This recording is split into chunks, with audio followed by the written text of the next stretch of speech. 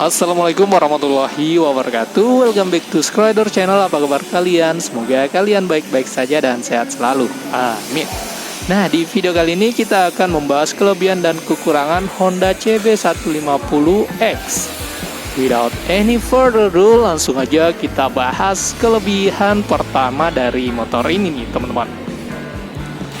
Nah, untuk kelebihan yang pertama, motor ini merupakan motor Honda CB150 series yang di-upgrade menjadi motor adventure atau touring yang tentunya ini motornya lebih tangguh buat jalan jauh nih, teman-teman.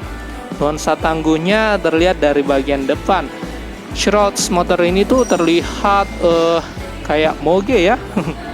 Sekilas sih tampilannya mirip dengan CB200X di India atau turunan garis dari CB500X nih, teman-teman. Nah, selanjutnya suspensi depannya sudah upside down, mirip seperti CB150R. Bedanya cuma ini suspensinya lebih panjang ya, sekitar 30 mm ketimbang saudaranya yang versi naked. Dengan jarak pennya dia bisa sampai 150 mm nih, teman-teman. Nah, untuk kelebihan selanjutnya apa ya? Motor ini tuh motor adventurer yang bisa dibilang paling irit ya, teman-teman, untuk saat ini, dengan mesin 4 langkah DOHC 4 katup dengan kapasitas 149,16 cc, dan dia tentunya juga udah PJM FI ya, teman-teman. Motor ini bisa mengeluarkan bensin sekitar 38 km per liter berdasarkan hasil tes ECE R40 nih, teman-teman. Jadi motor ini tuh merupakan motor yang paling irit. Bayangin nih, untuk sekelas itu dia bisa berkisar 120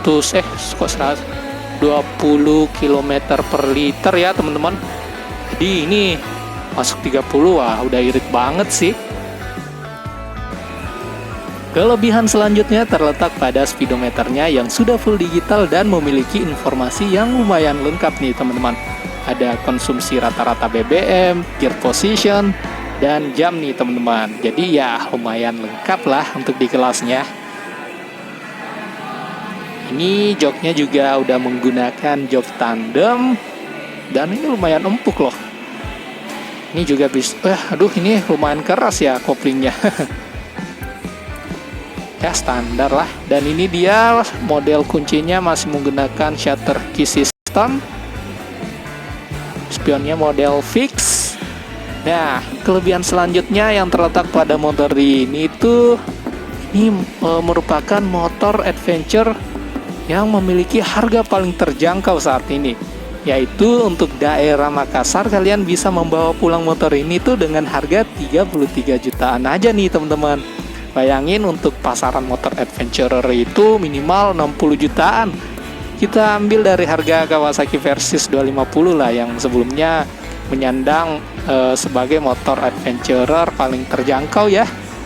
Jadi ini terbilang cukup terjangkau di kelasnya, walaupun ya cc-nya rendah ya, teman-teman.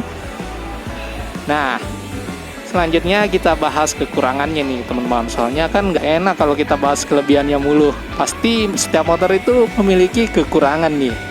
Untuk kekurangan yang pertama pada motor ini, dengan kapasitas mesin yang hanya 150 cc, tentunya tarikannya nggak bisa disamain dengan kelas motor touring lainnya ya, teman-teman. Tapi untuk torsi motor ini lumayan lah. Dan kekurangan selanjutnya, kapasitas tangki bensinnya cuma 12 liter nih, teman-teman.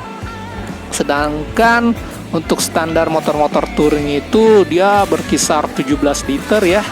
Mengingatkan ini motor yang dipakai buat jarak jauh. Tapi ya untung motor ini terbilang cukup irit, jadi bisa ketutup nih di sektor kekurangan bagian ini nih, cuy. Nah, kelebihan yang terakhir, motor ini tuh masih membawa penyakit motor-motor sport Honda yang sebelumnya. Tidak lain tidak bukan ialah bunyi klotok-klotok. Ya wajar sih karena mesinnya masih berbasis sama Honda CB150R ya. Dia ini wajar sih. Ya, kesimpulan yang bisa kita ambil itu ini merupakan motor sport touring yang memiliki harga paling terjangkau dan fitur-fiturnya juga lumayan. Ini motor ini lumayan banget sih. Kalau saya ada duit mah ini saya ambil. Lumayan buat dipakai touring jarak jauh nih motor. Ya itu sih opini saya. Dan semoga video ini bisa menjadi referensi buat kalian yang pengen nyari motor yang bergenre sport touring. Jadi kalian nggak perlu modif-modif aneh-aneh lagi nih. Ini fix udah standaran dari bawaan pabrikannya, dia udah siap berpetualang jauh nih motor. Nih, pokoknya ini motor ajib dah. Dan itu aja sih dari saya. Kalau kalian suka dengan videonya, jangan lupa like, komen, dan yang paling utama subscribe channel ini. Sekian dari saya. I'll see you in the next video. Bye.